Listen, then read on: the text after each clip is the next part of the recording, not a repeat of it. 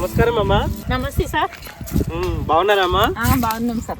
మీ పేరేంటమ్మా? నా పేరు సువర్ణమ్మ సార్. ఏ ఊరు? అల్గోల్ సార్. ఏ మండలు? జైరాబాద్ మండలం. ఏమేం పంటలు వేసినమ్మా పొలంలా? మా పొలంలా పెసాలు, మినుములు, అనుము, మంచినవ్వులు, పుండి, జొన్నలు, గడ్డి నువ్వులు ఇట్లాంటివన్నీ ఇస్తున్నాం సార్. చాలా రకాల పంటలు వేసారు. మరి ఈ పంటలకు పైసలు ఎక్కడి నుంచి వస్తాయి మీకు? పైసలు ఎక్కడి నుంచి అంటే కొన్ని మోడేస్తాడు, కొన్ని ఉంటే మేము మా కష్టంలో తీసి పెట్టుకుంటాం, అట్లా సరిపెట్టుకుంటాం అన్నట్టు. అయితే మీకు మోదీ పైసల గురించి తెలుసు? ఎన్ని సంవత్సరాల నుంచి వస్తున్నాయమ్మా మోదీ పైసలు మీకు? ఇప్పుడు అతను వచ్చిన నుంచి 4 సంవత్సరాలు 5 సంవత్సరాల నుంచి వస్తుంది.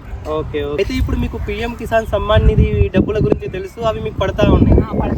లాస్ట్ టైం ఇచ్చిన పిఎం కిసాన్ డబ్బులతో ఏం చేశారమ్మా మీరు?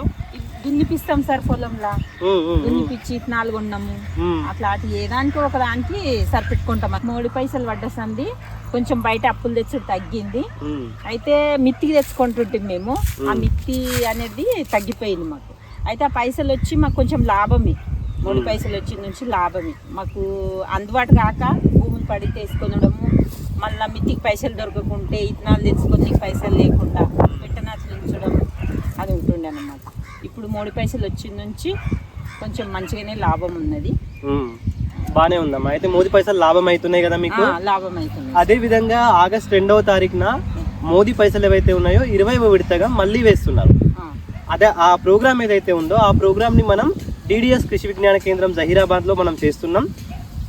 ఈ ప్రోగ్రామ్ కి మీ ఊరు నుంచి కూడా అందరినీ తీసుకొని రండి. ఈ మాటలు ఏంటంటే నలుగురికి తెలిస్తే ఇంకా బాగుంటది. తప్పకుండా తెస్తా సార్, ఎంతమందినైనా తెస్తా.